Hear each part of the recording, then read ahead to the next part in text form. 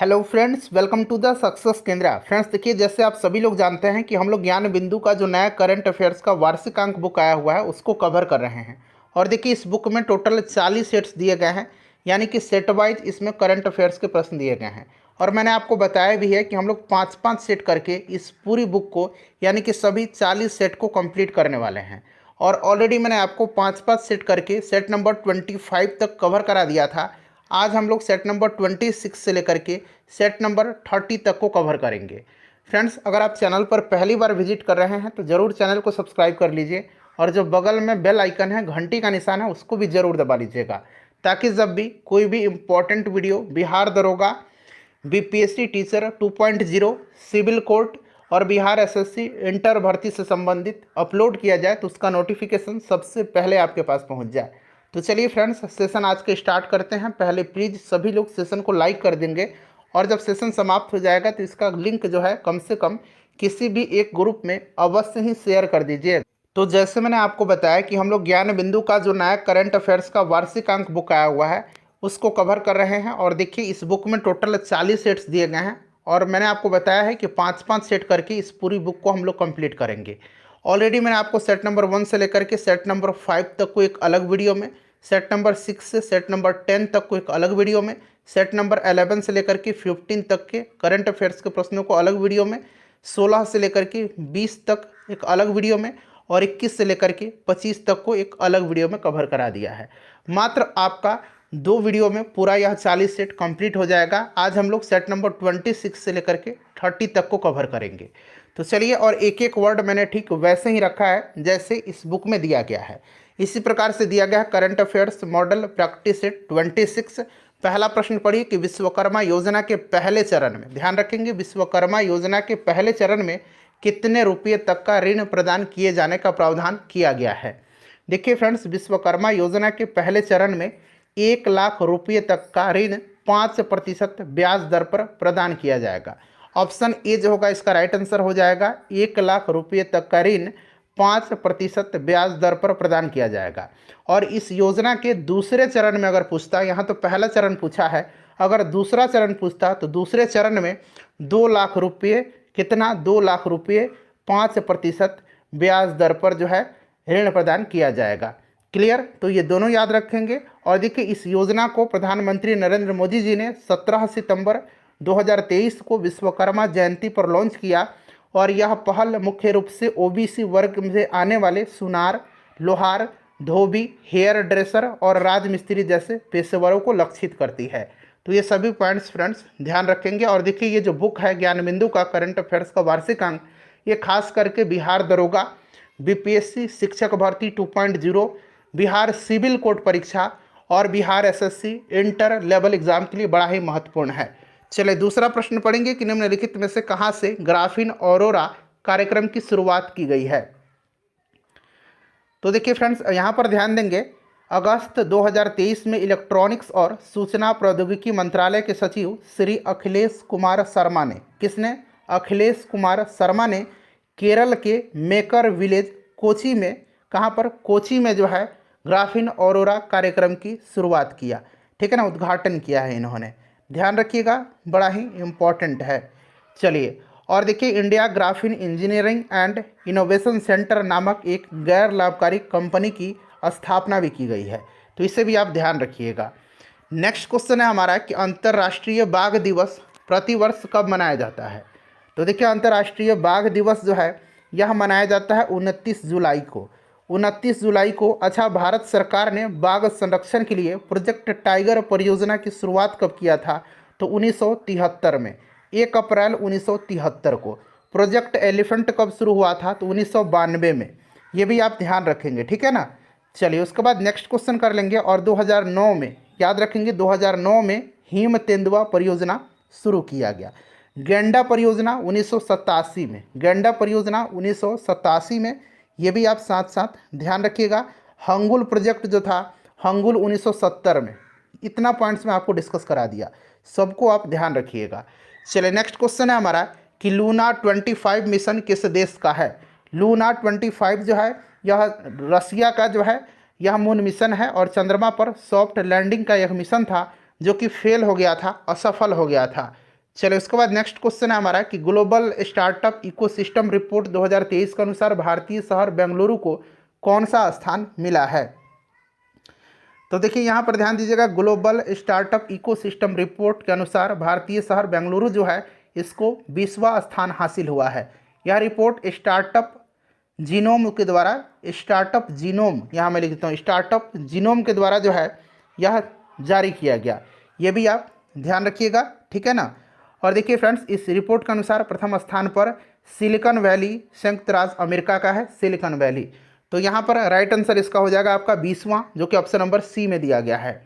अगला प्रश्न हमारा क्वेश्चन नंबर 6 कि हाल ही में कार्बनलाइट मेट्रो ट्रेवल पहल किस मेट्रो द्वारा शुरू किया गया है। सॉरी, कार्बन लाइट है, कार्बन लाइट नहीं, कार्बन लाइट मेट्रो ट्रेवल पहल किस मेट्रो द्वारा शुरू किया गया है।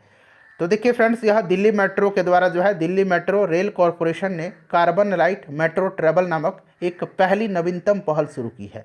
और देखिए डीएमआरसी यानी कि दिल्ली मेट्रो रेल कॉरपोरेशन का लक्ष्य अपने यात्रियों को उनकी यात्रा विकल्पों के महत्वपूर्ण पर्यावरणीय प्रभाव के बारे में बताना है। तो ये भी आप ध्यान रखिएगा। तो ये दिल्ली मेट्रो हो जाएगा DMRC, DMRC Delhi metro rail corporation. चलिए उसके बाद नेक्स्ट क्वेश्चन है कि सूर्य वसुधा प्रदर्शनी का आयोजन किस शहर में किया गया। सूर्य वसुधा प्रदर्शनी का आयोजन जो है यह उत्तर प्रदेश के वाराणसी में किया गया था। संगीत के माध्यम से एकता के एक उल्लेखनीय प्रदर्शन में G20 ऑर्केस्ट्रा, जिसमें G20 सदस्य देशों और आमंत्रित देशों के 101 संगीतकार और गायक शामिल थे, ठीक है ना। तो इसका राइट आंसर वाराणसी उत्तर प्रदेश, ध्यान रखिएगा। चलो उसके बाद नेक्स्ट क्वेश्चन है, क्वेश्चन नंबर हमारा 7 है कि भारत की पहली हाइड्रोजन बस को कहाँ से लॉन्च किया गया। क्वेश्चन नंबर 8, ठीक है ना। भारत की पहली हाइड्रोजन बस को लद्दाख में लॉन्च किया गया है। कहाँ पर? लद्दाख में। इससे भी आप ध्यान रखिएगा, ठीक है ना। और देश का पहला AI यानी कि artificial intelligence school Shantigiri Vidya Bhavan में केरल की राजधानी तिरुवनंतपुरम में खोला गया है, ठीक है। चलिए नेक्स्ट क्वेश्चन करेंगे। अगला प्रश्न है हमारा, तो राइट आंसर इसका क्या हो जाएगा? लद्दाख हो जाएगा। क्वेश्चन नंबर 9 है हमारा कि निम्नलिखित में से किस देश में हिलेरी तूफान आया था। देखिए हिलेरी तूफान जो है यह आया था कहाँ पर? तो यह आया था अगस्त 2023 में मैक्सिको में। मैक्सिको इसका राइट आंसर हो जाएगा। और इस तूफान ने मैक्सिको सहित अमेरिका का जो कैलिफोर्निया है वहाँ पर भारी तबाही मचाई थी, ठीक है ना। तो याद रखिएगा, राइट आंसर इसका क्या हो जाएगा? मैक्सिको हो जाएगा, ठीक है ना फ्रेंड्स, मैक्सिको। चलिए और देखिए एक डोक्सुरी, यहाँ मैं लिखता हूँ, डोक्सुरी चक्रवात था।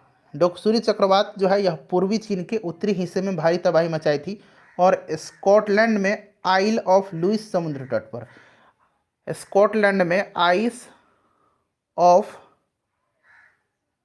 लुइल, यहाँ मैं लिखता हूँ आइल ऑफ लुइस समुद्र तट पर 50 से अधिक पायलट वेल मृत पाए गए थे स्कॉटलैंड में। नेक्स्ट क्वेश्चन है कि निम्नलिखित में से कौन सा राज्य निःशुल्क कृत्रिम गर्भाधान उपचार प्रदान करने वाला देश का पहला राज्य बन गया है। निःशुल्क कृत्रिम गर्भाधान उपचार प्रदान करने वाला देश का पहला राज्य कौन बन गया है? तो फ्रेंड्स यह राज्य गोवा है। गोवा इसका करेक्ट आंसर हो जाएगा, ठीक है ना, ध्यान रखिएगा। चलो उसके बाद 11 नंबर क्वेश्चन है हमारा कि राष्ट्रीय हरित न्यायाधिकरण या कहिए राष्ट्रीय हरित प्राधिकरण, जिसको कि NGT बोलते हैं, नेशनल ग्रीन ट्रिब्यूनल, ठीक है ना, किस राज्य सरकार को तंपारा झील के आसपास अवैध निर्माण नहीं करने का निर्देश जारी किया। अच्छा, NGT के अध्यक्ष का नाम मैंने आपको इसी बुक को जो कवर करा रहा था, मतलब पिछले सेट में मैंने आपको बताया था। आप कमेंट करके उनका नाम बताइएगा, ठीक है ना, कि कौन है NGT के चेयरपर्सन। और देखिए NGT की स्थापना 2010 में किया गया था, साथ साथ आप ये भी ध्यान रखेंगे, ठीक है। चलिए राइट आंसर इसका हो जाएगा आपका ओडिशा सरकार, ठीक है ना, ओडिशा करेक्ट आंसर हो जाएगा। ओडिशा सरकार को तंपारा झील के आसपास अवैध निर्माण पर रोक लगाने का निर्देश दिया है NGT ने। तंपारा झील कहाँ पर है? याद रखेंगे, उड़ीसा की है और यह एक रामसर स्थल है, ठीक है। चलिए नेक्स्ट क्वेश्चन कर लेंगे। अगला प्रश्न है हमारा कि उड़ीसा सरकार, इसका राइट आंसर हो जाएगा। यहाँ पर मैं टिक लगा देता हूँ, शायद टिक नहीं लगाया था। क्वेश्चन नंबर 12 है कि 20 अप्रैल 2023 को अरुणाचल प्रदेश में किस राज्य के साथ सीमा समझौता पर हस्ताक्षर किया है? तो फ्रेंड्स बताइए राइट आंसर क्या होगा। अगर आप जानते हैं तो कमेंट करते चलिएगा, इससे आपका रिवीजन भी हो जाएगा। तो अरुणाचल प्रदेश ने असम के साथ जो है सीमा समझौता पर हस्ताक्षर किया है, तो असम इसका करेक्ट आंसर हो जाएगा। ठीक है, चलिए उसके बाद नेक्स्ट क्वेश्चन कर लेंगे। अगला प्रश्न हमारा कि निम्नलिखित में से किस केंद्रीय मंत्रालय के द्वारा युवा 2.0 योजना जो है यह शुरू किया गया है।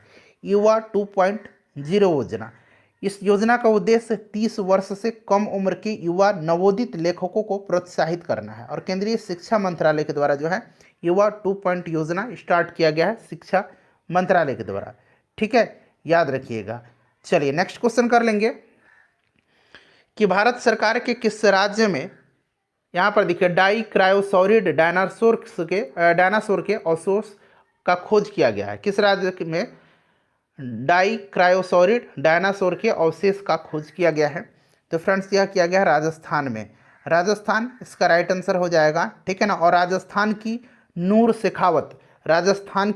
शेखावत जन्म प्रमाण पत्र प्राप्त करने वाली पहली ट्रांसजेंडर बन गई हैं। ये भी आप जरूर याद रखिएगा। चलिए उसके बाद नेक्स्ट क्वेश्चन है 15 नंबर की बबली प्रोजेक्ट। देखिए, अगर पूरा 40 सेट में मास्टर वीडियो में कराता तो इतने बढ़िया से आपको नहीं बता पाता, वहाँ पर मैं सिर्फ टिक लगाते चला जाता। चलिए ध्यान दीजिएगा, बबली प्रोजेक्ट किन राज्यों के बीच विवादित है? तो देखिए, बबली प्रोजेक्ट जो है ना, यह बबली प्रोजेक्ट यह गोदावरी नदी पर स्थित है। ठीक है ना। महाराष्ट्र और तेलंगाना की एक अंतर्राज्यीय विवादित बांध परियोजना है।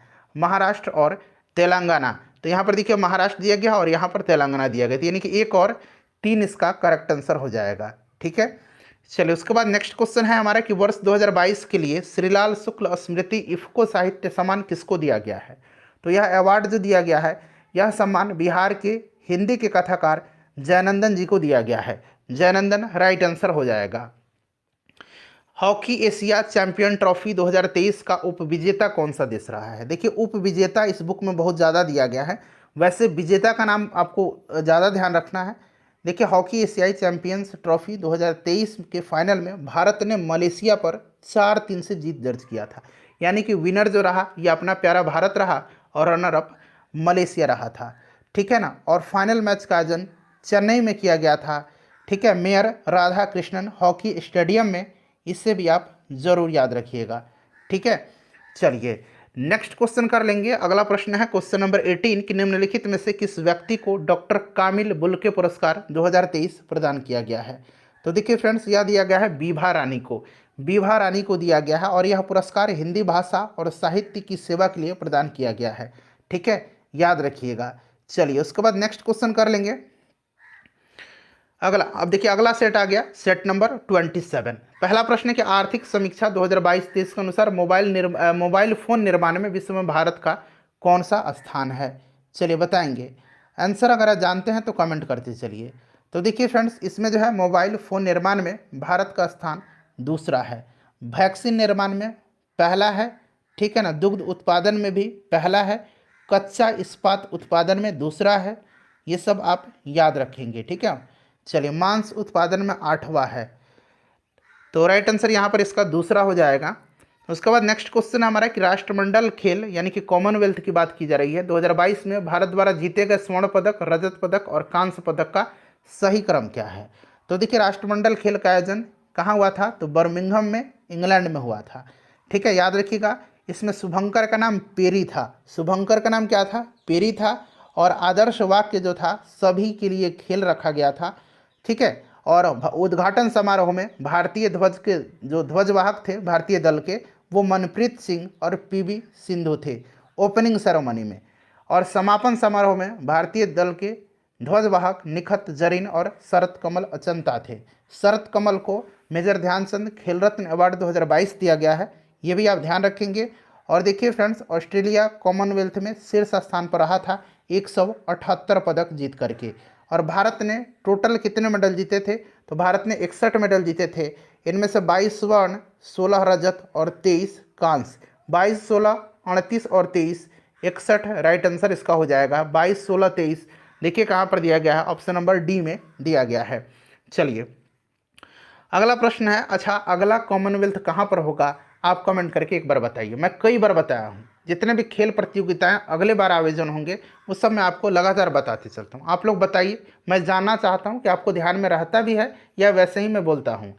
चलिए, ग्लोबल लिवेबिलिटी इंडेक्स 2023 के अनुसार दुनिया का सबसे ज़्यादा रहने योग्य शहर कौन सा है? अब देखिए, ये जो ग्लोबल लिवेबिलिटी इंडेक्स जो है ना, यह इंडेक्स जो है इकोनॉमिस्ट इंटेलिजेंस यूनिट के द्वारा जारी किया जाता है।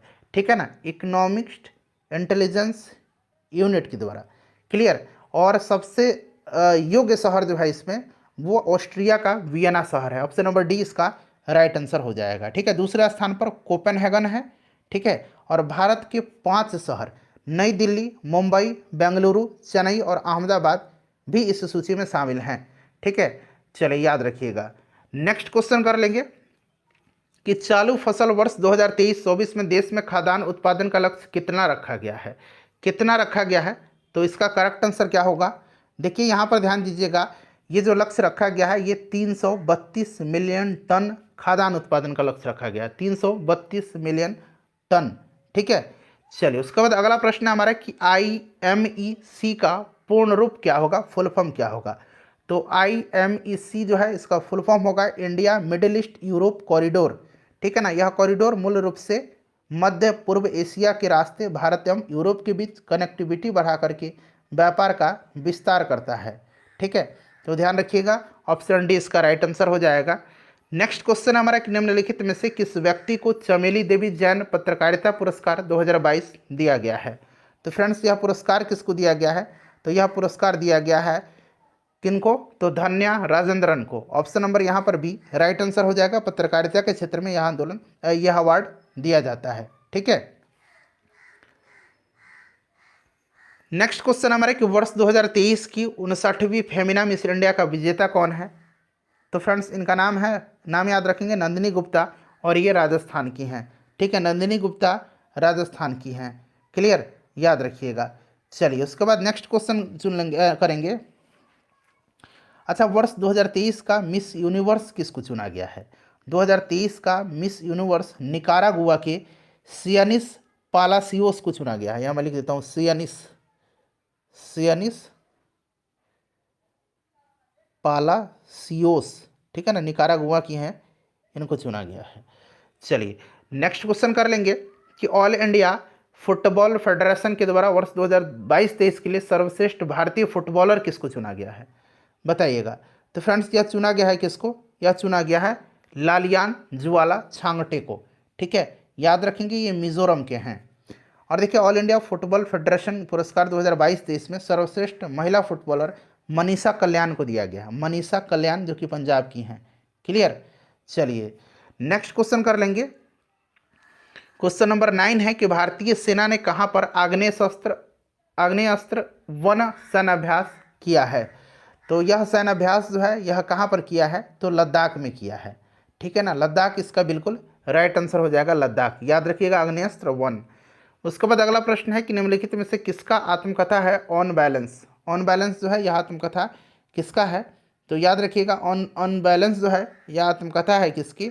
तो लीला सेठ की। लीला सेठ राइट आंसर हो जाएगा, ध्यान रखिएगा। ठीक है ना, चलिए कुछ प्रमुख पुस्तक है और उनके लेखक का नाम है जो कि पूछा जाता है। तो याद रखिएगा कि Nehru the debates that define India, यह तिरुपुर दमन सिंह का है। ठीक है ना, और अली हुसैन का है। क्लियर। उसके बाद देखिए, on my term from the grass root, ये शरद पवार जी का है। चलिए नेक्स्ट क्वेश्चन हमारा कि निम्नलिखित में से किस राज्य सरकार के द्वारा मिशन स्कूल ऑफ एक्सीलेंस की शुरुआत किया गया है? तो ये गुजरात के द्वारा किया गया है। और इस मिशन का शुभारंभ प्रधानमंत्री मोदी जी ने गांधीनगर में स्थित अदालत में 29 अक्टूबर 2022 को किया था। ठीक है, चलिए तो ये आपका गुजरात हो जाएगा राइट आंसर इसका। उसके बाद नेक्स्ट क्वेश्चन है कि निम्नलिखित में से किस तिथि को राष्ट्रीय हथकरघा दिवस मनाया जाता है? राष्ट्रीय हथकरघा दिवस जो है यह प्रत्येक वर्ष 7 अगस्त के दिन मनाया जाता है। चलिए नेक्स्ट क्वेश्चन है हमारा कि बिहार सरकार ने किसी दुर्घटना के लिए प्रवासी मजदूरों के मौत पर मिलने वाली मुआवजा राशि 1 लाख रुपया से बढ़ा करके कितना कर दिया है? तो अब 1 लाख से बढ़ा करके जो है 2 लाख रुपया कर दिया है। तो 2 लाख आप याद रखिएगा। नेक्स्ट क्वेश्चन हमारा कि G20 के 21वें सदस्य के रूप में किस संगठन को मान्यता मिला है? तो ये 21वां संगठन जो है ये अफ्रीकन यूनियन है। ठीक है ना, याद रखिएगा। क्लियर। चलिए, और अगला जो होगा G21 होगा शिखर सम्मेलन, यह भी बीपीएससी ट्री में पूछा भी गया है, ब्राजील में होगा, याद रखिएगा। इनमें से कोई नहीं राइट आंसर हो जाएगा, क्योंकि अफ्रीकन यूनियन को जो है मान्यता दिया गया है। उसके बाद एक अप्रैल 2023 में चुनाव आयोग ने एक फैसले के तहत निम्नलिखित में से किस राजनीतिक दल से राष्ट्रीय स्तर की पार्टी का दर्जा वापस नहीं लिया है, ये आप ध्यान रखेंगे, ठीक है। तो ये मार्क्सवादी कम्युनिस्ट पार्टी है, मार्क्सवादी कम्युनिस्ट पार्टी। क्लियर। अच्छा, चुनाव आयोग के द्वारा आम आदमी पार्टी को राष्ट्रीय स्तर की पार्टी का मान्यता भी दिया गया है, तो ये ध्यान रखेंगे। अब कितना पार्टी हो गया है, तो 6 पार्टी हो गया। पहले 8 था, तो 3 को निकाल दिया गया था, तृणमूल कांग्रेस को, राष्ट्रवादी कांग्रेस पार्टी को और भारतीय कम्युनिस्ट पार्टी को, ठीक है। 3 का दर्जा वापस ले लिया गया, तो बच गया 5। अब 5 जब बचा तो आम आदमी पार्टी को मिल गया, तो इस समय वर्तमान में 6 राजनीतिक पार्टियां हैं, ठीक है ना, राष्ट्रीय। चलिए, राष्ट्रीय विनिर्माण नवाचार सर्वेक्षण 2021-22 के अनुसार सबसे ज़्यादा अभिनव राज्य कौन सा है, तो यह राज्य जो है यह कर्नाटक है। सबसे ज़्यादा इनोवेटिव राज्य जो है, अभिनव का मतलब इनोवेटिव को बोलेंगे, यह कौन सा है, कर्नाटक है, ठीक है।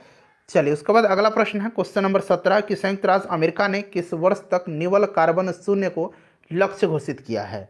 चलिए, राइट आंसर बताइए। तो देखिए, अमेरिका ने 2050 तक रखा है, 2050 तक, और भारत ने निवल कार्बन शून्य का लक्ष्य 2070 रखा है। भारत 2070, अमेरिका 2050 रखा है, ठीक है ना। चीन, रसिया, इंडोनेशिया, सऊदी अरब, ये लोग 2060 रखे हुए हैं। साउथ अफ्रीका भी 2050 रखा है। America, Canada, Argentina, Brazil, European union, France, Italy, UK, दक्षिण कोरिया, जापान, साउथ अफ्रीका, ये लोग 2050 रखे हुए हैं, ठीक है।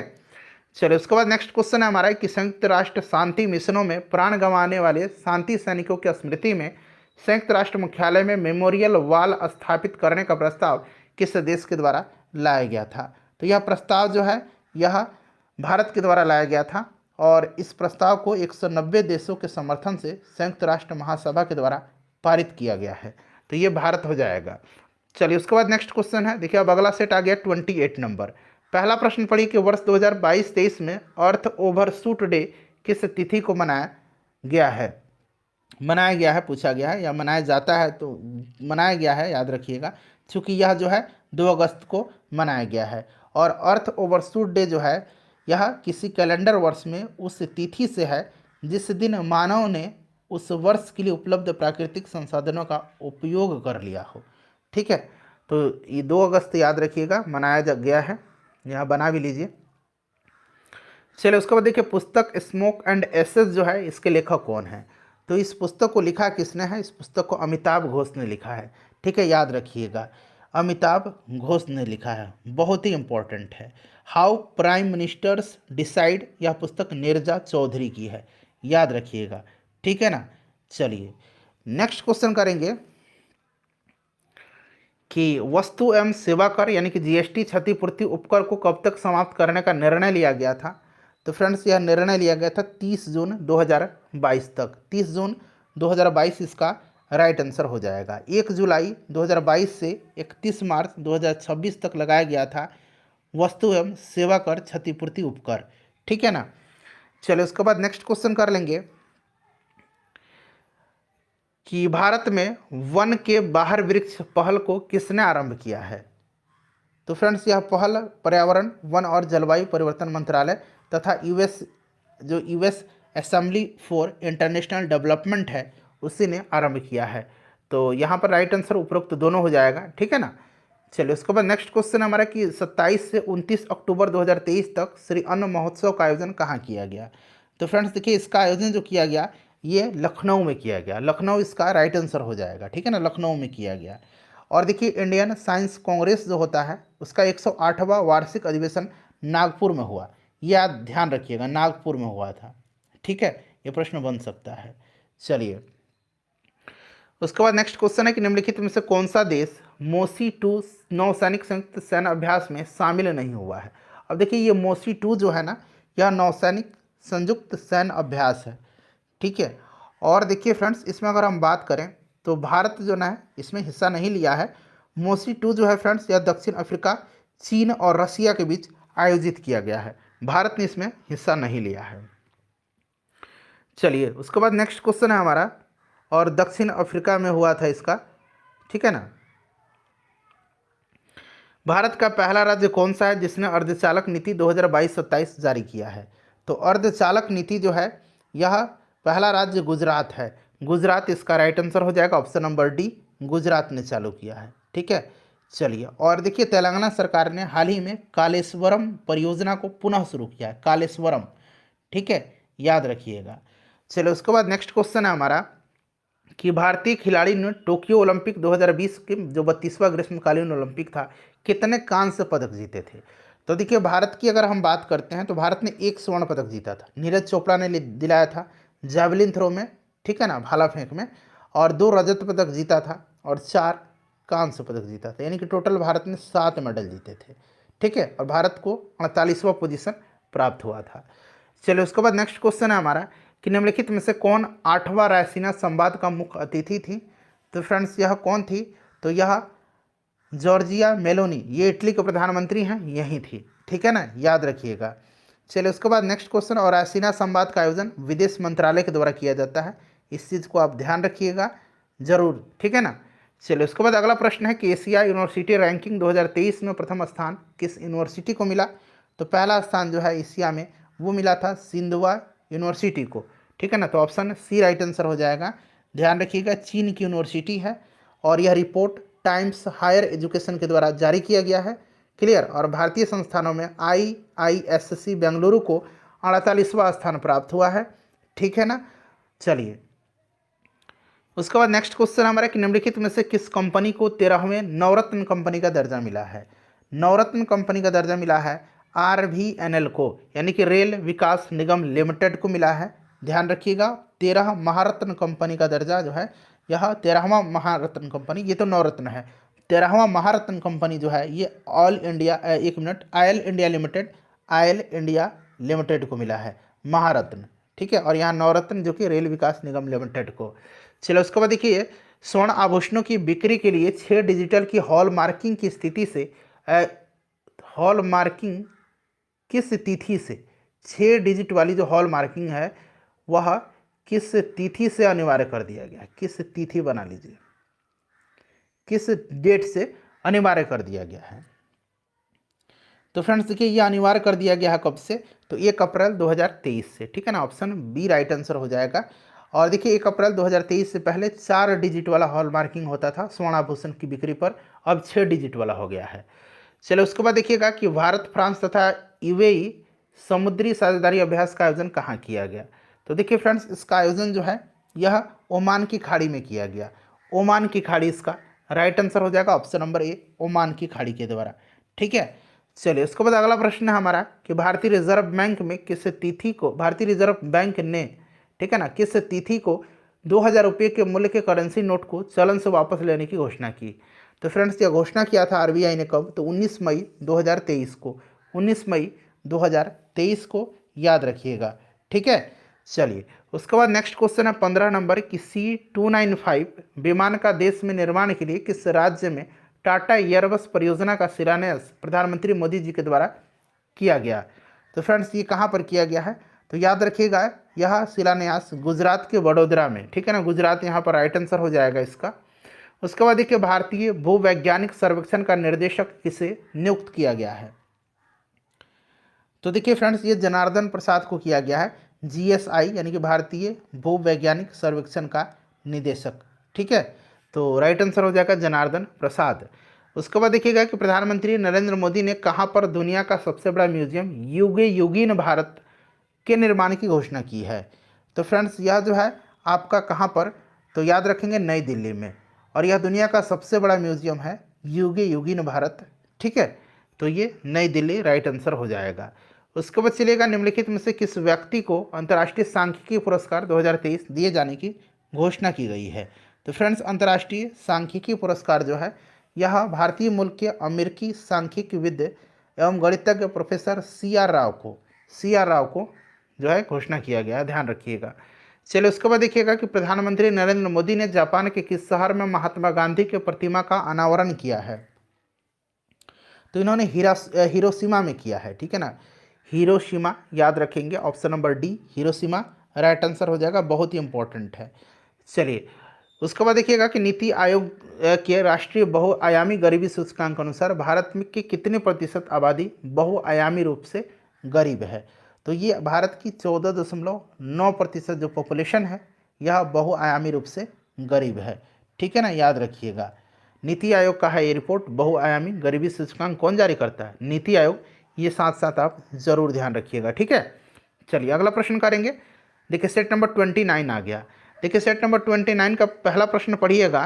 पहला प्रश्न है कि विश्व आर्थिक मंच वर्ल्ड इकोनॉमिक फोरम द्वारा निम्न में से कौन सी रिपोर्ट जारी नहीं की जाती है। देखिए प्रश्न में नहीं पूछा गया है, बताएंगे। तो देखिए WEF के द्वारा जो है, वर्ल्ड इकोनॉमिक फोरम के द्वारा जो है कौन सी रिपोर्ट, विश्व आर्थिक आउटलुक रिपोर्ट नहीं जारी किया जाता है।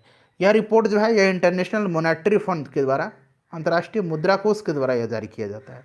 ऑप्शन डी राइट आंसर इसका हो जाएगा। ठीक है, चलिए उसके बाद अगर का बात करें विश्व आर्थिक मंच के द्वारा और कौन कौन सा जो है WEF के द्वारा कौन कौन सा और रिपोर्ट जारी किया जाता है, तो एक तो आपका वैश्विक लैंगिक अंतराल हो गया, वैश्विक यात्रा पर्यटन और वैश्विक जोखिम परिवर्तन हो गया। उसके बाद ऊर्जा संक्रमण सूचकांक हो गया। ठीक है ना, वैश्विक प्रतिस्पर्धात्मकता रिपोर्ट हो गया, वैश्विक यात्रा और परिवर्तन रिपोर्ट, ये तो दिया भी गया है। ठीक है ना, ऑप्शन डी नहीं किया जाता है। बाकी जो मैं नाम बताया हूँ ध्यान रखिएगा।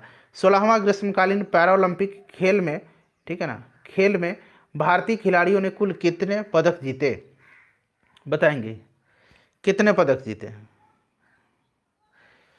राइट आंसर क्या हो जाएगा? अच्छा सबसे पहले तो यहाँ पर आप ध्यान दीजिए, जो 16वां ग्रीष्मकालीन पैरा ओलंपिक था इसमें भारत ने टोटल कितना पदक जीता था। तो सबसे पहले आप 5 स्वर्ण याद रखिए, 8 रजत और 6 कांस्य, इनको ऐड करिए तो टोटल 19 में डला जाएगा। 19 पदक इसका राइट आंसर हो जाएगा। ठीक है, और देखिए अगर इसका आयोजन की बात करें तो टोक्यो में ही हुआ था। थीम था making forward we have wings. ठीक है ना, सोमाइटी जो था, सोमाइटी इसका शुभंकर था।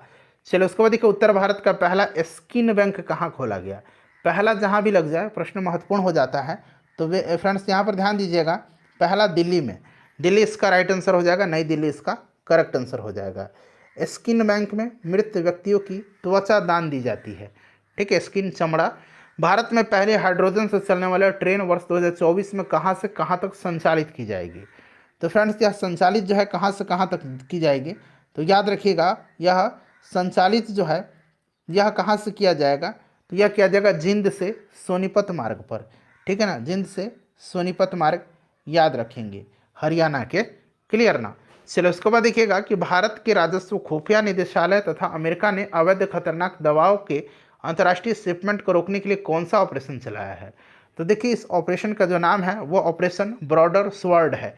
ऑप्शन डी पूछा जाएगा किसके द्वारा चलाया जा रहा है, तो भारत के राजस्व खुफिया निदेशालय और अमेरिका के द्वारा। ध्यान रखिएगा किस लिए, तो अवैध खतरनाक दवाओं के अंतर्राष्ट्रीय शिपमेंट को रोकने के लिए। निम्नलिखित में से किस देश ने दुनिया की पहली electric flying car LF model A को मंजूरी दी है। तो फ्रेंड्स यह मंजूरी दिया है अमेरिका के द्वारा, विकसित है यह अमेरिका के द्वारा। ऑप्शन डी करेक्ट आंसर हो जाएगा। उसके बाद चलिए नेक्स्ट क्वेश्चन है कि सामुदायिक वन अधिकारों को मान्यता देने वाला पहला संरक्षित क्षेत्र कौन सा है, बताइए। तो फ्रेंड्स यह उड़ीसा का सिमलीपाल है। ठीक है, उड़ीसा का सिमलीपाल राइट आंसर हो जाएगा, ध्यान रखिएगा। ठीक है ना, चलिए कांगेर घाटी राष्ट्रीय उद्यान कहाँ पर है, तो जान लीजिए छत्तीसगढ़ में है। केवलादेव राष्ट्रीय उद्यान कहाँ पर है, केवलादेव, तो केवलादेव जो है ना ये कहाँ पर है, चलिए आप मुझे कमेंट करके बताइए। सुंदरवन तो आपको पता है, ठीक है ना, पश्चिम बंग, केवलादेव कहाँ पर है बताइएगा आप लोग। चलिए उसके बाद देखिए निम्नलिखित में से किस यूनिवर्सिटी ने तीसरा खेलो इंडिया यूनिवर्सिटी गेम्स 2023 में प्रथम स्थान प्राप्त किया है। तो पंजाब यूनिवर्सिटी ने प्राप्त किया, ऑप्शन डी राइट आंसर हो जाएगा। आयोजन उत्तर प्रदेश में हुआ था। ठीक है, शुभंकर इसका जीतू था, जीतू जो कि एक बारहसिंगा था। दूसरा स्थान गुरु नानक देव यूनिवर्सिटी को अमृतसर को प्राप्त हुआ है। ठीक है, चलिए हाल ही में आई एक रिपोर्ट के अनुसार भारत में सबसे आकर्षक नियोक्ता ब्रांड कंपनी कौन सी है। तो ये कंपनी है Tata power. Tata power company Bharat में सबसे आकर्षक नियोक्ता ब्रांड कंपनी बन गई है। खेलो इंडिया विंटर्स गेम 2023 तीसरा संस्करण का आयोजन कहाँ किया गया। तो फ्रेंड्स ये गुलमर्ग में जम्मू कश्मीर में किया गया, गुलमर्ग याद रखिएगा। निम्नलिखित में से किसके द्वारा युवा वैज्ञानिक कार्यक्रम युविका 2023 का शुरुआत किया गया है, बताइए। अच्छा यहाँ पर थोड़ा सा ध्यान दे दीजिएगा, मैं बताना चाहता हूँ आपको कि जो खेलो इंडिया विंटर गेम्स 2023 हुआ था, इसका आयोजन तो गुलमर्ग जम्मू कश्मीर में हुआ था, शुभंकर इसका हिमतिंद हुआ था, ठीक है। और जम्मू कश्मीर जो है ना, इसमें सबसे ज़्यादा पदक जीता, महाराष्ट्र दूसरे नंबर पर रहा, ठीक है।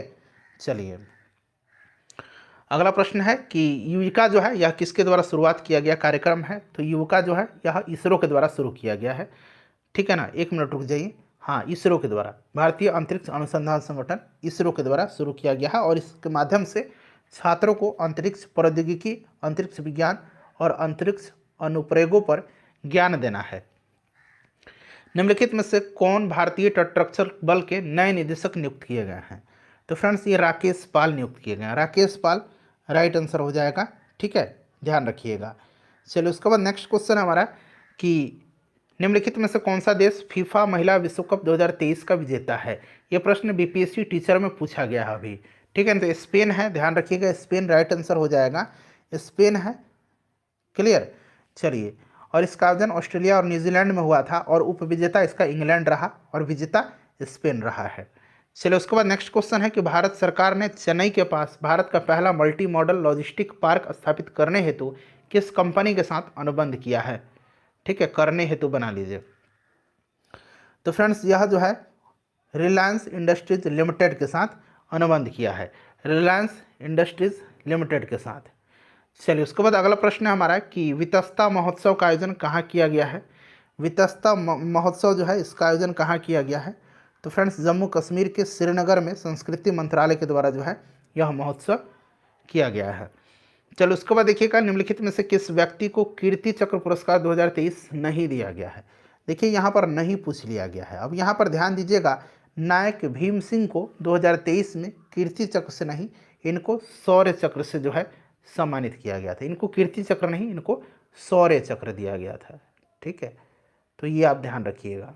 चलिए अगला प्रश्न हमारा कि निम्नलिखित में से कौन सा पुरस्कार the magic of the last story के लेखक लेखिका, कौन सी पुस्तक, कौन सा इसमें जो है पुस्तक का नाम है the magic of the last story, इसके लेखक का नाम पूछा जा रहा है, तो इसको लिखा है सुधा मूर्ति ने, इंपॉर्टेंट है सुधा मूर्ति ने, ठीक है।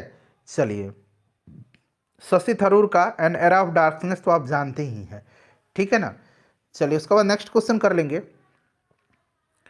कि केंद्रीय अन्वेषण ब्यूरो यानी कि सीबीआई ने वर्ष 2023 में अपनी स्थापना के कितने वर्ष पूरे होने पर हीरक जयंती मनाया है, तो फ्रेंड्स ये हीरक जयंती मनाया है आपका कौन सा जो है 60वां वर्ष पूरा होने पर, ठीक है ना, तो 60 राइट आंसर हो जाएगा। अप्रैल 1963 में इसकी स्थापना हुई थी, 1 अप्रैल 1963 को। चलो उसके बाद देखिए निम्नलिखित में से किस संगठन के द्वारा प्रेट पहल की शुरुआत किया गया है, preparedness resilience to emerging threat, तो ये शुरू किया गया है किसके द्वारा, तो WHO के द्वारा, विश्व स्वास्थ्य संगठन के द्वारा, ठीक है ना। प्रेट पहल जो है इसका उद्देश्य भविष्य में कोविड-19 जैसी महामारियों से निपटने के लिए बेहतर तैयारी रणनीति बनाना है। चलिए निम्नलिखित में से किस देश के द्वारा दुनिया का पहला 3D प्रिंटेड रॉकेट टेरॉन 1, यहाँ टेरॉन 1 हिंदी में भी है अंग्रेजी में भी है, इसका सफल परीक्षण किया गया है। तो देखिए टेरॉन 1 का जो है सफल परीक्षण जो है यह किसके द्वारा किया गया है, तो याद रखेंगे यह किया गया है अमेरिका के द्वारा, अमेरिका के द्वारा, ठीक है ना। चले और यह परीक्षण good luck have fun mission का हिस्सा है, good luck have fun mission का हिस्सा है। हाल ही में कौन सा भारतीय संस्थान लैंगिक रूढ़िवादिता पर एक हैंडबुक जारी किया है, तो यह सर्वोच्च न्यायालय ने जारी किया है। चलिए नेक्स्ट क्वेश्चन है कि रोहिणी आयोग का संबंध किससे है, रोहिणी आयोग का संबंध जो है यह अन्य पिछड़ा वर्ग आरक्षण के उपवर्गीकरण से है, तो अन्य पिछड़ा वर्ग आरक्षण से, इसका राइट आंसर हो जाएगा। जस्टिस जी रोहिणी की अध्यक्षता में गठित 4 सदस्यीय आयोग ने अपनी रिपोर्ट राष्ट्रपति द्रौपदी मुर्मू को सौंपी है, और इस आयोग का गठन पिछड़ा वर्ग आयोग की सिफारिश पर 2 अक्टूबर 2017 को किया गया था, ठीक है। इस आयोग का कार्यकाल 14 बार बढ़ाया गया है, ये भी आप ध्यान रखिएगा। चलिए सेट नंबर 30 है और पहला प्रश्न है इंटरनेशनल हॉस्टल मधुमास का उद्घाटन कहाँ किया गया। तो देखिए इंटरनेशनल हॉस्टल जो है मधुमास, इसका उद्घाटन किया गया है नई दिल्ली में। नई दिल्ली इसका राइट आंसर हो जाएगा। ध्यान रखिएगा, नरेंद्र सिंह तोमर के द्वारा जो है इसका शुभारंभ किया गया। अगला प्रश्न है हमारा कि प्रधानमंत्री नरेंद्र मोदी द्वारा किस राज्य में साई हीरा ग्लोबल कन्वेंशन सेंटर का उद्घाटन किया गया है। तो फ्रेंड्स यह जो है उद्घाटन किया गया है कहाँ पर, तो आंध्र प्रदेश में किया इन्होंने। आंध्र प्रदेश बिल्कुल राइट आंसर हो जाएगा। चलिए उसके बाद तीसरा प्रश्न है कि किस अंतरिक्ष एजेंसी ने पुष्टि की है कि पहली बार मंगल ग्रह से पृथ्वी पर एक एलियन सिग्नल भेजा गया है। तो फ्रेंड्स यह ESA यूरोपीय अंतरिक्ष एजेंसी है। ESA यूरोपीय अंतरिक्ष एजेंसी, ठीक है ना। तो उसके बाद देखिए आर्मी सर्विस कोर में communication zone mechanical transport battalion का कार्यभार संभालने वाली पहली महिला अधिकारी कौन बनी है। तो इनका नाम है कर्नल सुचिता शेखर, ठीक है ना, कर्नल सुचिता शेखर। ध्यान रखिएगा, इंपॉर्टेंट है। चलिए उसके बाद नेक्स्ट क्वेश्चन है हमारा कि विश्व जल दिवस कब मनाया जाता है। तो प्रत्येक वर्ष 22 मार्च के दिन विश्व जल दिवस और बिहार दिवस भी मनाया जाता है। ध्यान रखिएगा, बड़ा ही इंपॉर्टेंट है, ठीक है। अच्छा, भारत का वाटरमैन किसको कहा जाता है। तो राजेंद्र सिंह को भारत का जल पुरुष यानी कि वाटरमैन कहा जाता है, ठीक है, ध्यान रखिएगा। भारत का बर्डमैन किसको कहा जाता है। सलीम अली को कहा जाता है। भारत का फॉरेस्ट मैन किसको कहा जाता है, यानी कि forest man of India Jadav Payeng को कहा जाता है, ठीक है। ये सब आप ध्यान रखिएगा। नेक्स्ट क्वेश्चन कर लेंगे। यहाँ पर देखिए 22 अप्रैल के पृथ्वी दिवस हो जाएगा, 5 जून के दिन पर्यावरण दिवस और 11 जुलाई के दिन विश्व जनसंख्या दिवस मनाया जाता है। चलो उसके बाद देखिएगा कि किस केंद्रीय मंत्रालय ने युवा पेशेवरों के लिए दक्षता पोर्टल लॉन्च किया है। तो फ्रेंड्स यह कार्मिक लोक शिकायत और पेंशन मंत्रालय के द्वारा जो है यह जारी किया गया है। उसके बाद देखिएगा कि 7 जून 2023 को निम्नलिखित में से कौन सा बैंक, यहाँ पर देखिए inter operable cardless cash withdrawal सुविधा शुरू करने वाला पहला सार्वजनिक क्षेत्र का बैंक बन गया है, जिसके माध्यम से कस्टमर बैंक के ATM से UPI का उपयोग करके नकदी निकाल सकता है। तो यह बैंक ऑफ बड़ौदा है, ठीक है ना, याद रखेंगे, bank of Baroda, option D right answer हो जाएगा।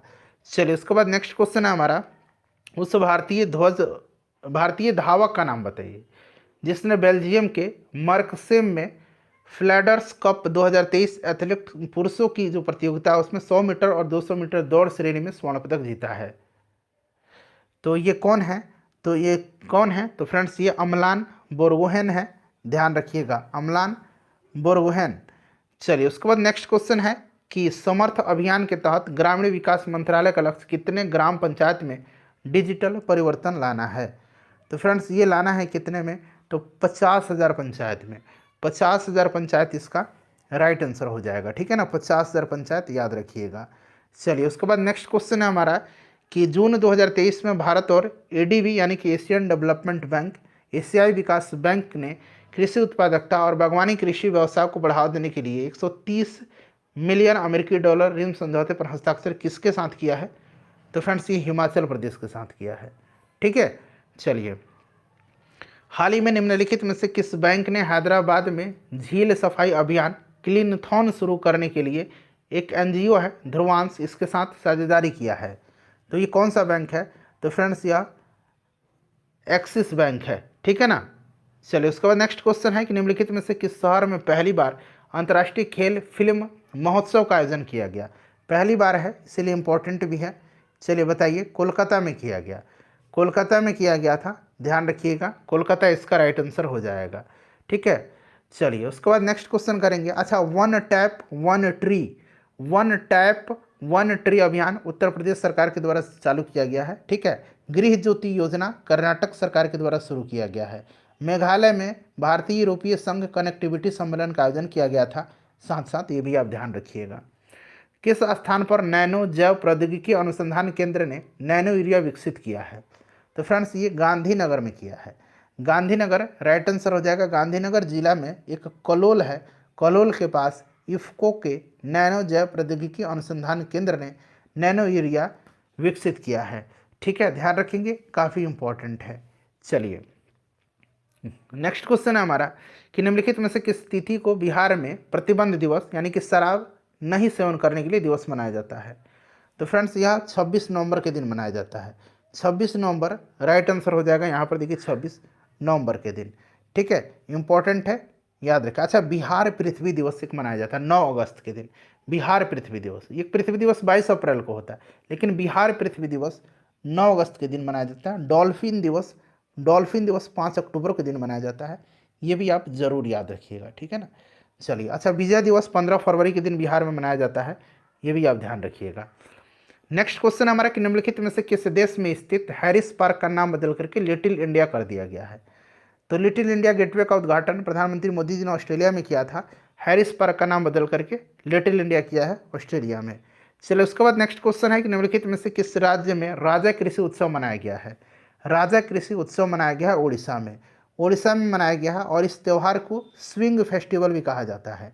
ठीक है, याद रखिएगा, उड़ीसा राइट आंसर हो जाएगा। उसके बाद देखिएगा कि जगन्नाकू चेबुदम योजना का उद्देश्य क्या है? जगन्नाकू चेबुदम योजना जो है, इस योजना का संबंध शिकायत निवारण से है। शिकायत निवारण इसका राइट आंसर हो जाएगा, ध्यान रखिएगा। चलिए, उसके बाद नेक्स्ट क्वेश्चन है हमारा कि विदेश व्यापार नीति 2023 के अनुसार भारत का लक्ष्य 2030 तक भारत के कुल निर्यात का कितना लक्ष्य हासिल करना है? तो फ्रेंड्स राइट आंसर इसका क्या हो जाएगा? तो राइट आंसर जो होगा फ्रेंड्स, ये आपका हो जाएगा 2 ट्रिलियन अमेरिकी डॉलर का। ठीक है, चलिए, नेक्स्ट क्वेश्चन है हमारा कि किस राज्य सरकार ने पेयजल सेवाओं में सुधार के लिए फ्रांसीसी विकास एजेंसी के साथ समझौता किया है? तो अभी हिमाचल प्रदेश सरकार ने जो है यह समझौता किया है, और इस परियोजना का उद्देश्य राज्य के 5 शहर मनाली, बिलासपुर, पालमपुर, नाहन और कारसोग में बेहतर जो है मल निकासी सुविधाएं विकसित करना है, और मनाली और पालमपुर में पेयजल आपूर्ति में सुधार करना है। तो ये आपका हिमाचल हो जाएगा। उसके बाद देखिएगा कि अंतर्राष्ट्रीय क्रिकेट में 12,000 रन बनाने वाले दूसरे सबसे तेज एशियाई बल्लेबाज कौन बने हैं? बताइएगा राइट आंसर क्या हो जाएगा। तो फ्रेंड्स ये बाबर आजम बने हैं। वहीं कोहली 276 पारी में यह कारनामा किया था, और बाबर ने 277 पारी में। तो बाबर आजम हो जाएगा, विराट कोहली पहले हो जाएंगे। चलिए, नागालैंड की पहली महिला मंत्री के रूप में किसने शपथ लिया है? तो इनका नाम क्या है? इनका नाम है सोलहौतु ओनुओ। ठीक है ना, क्रूस यहाँ पढ़ लीजिएगा।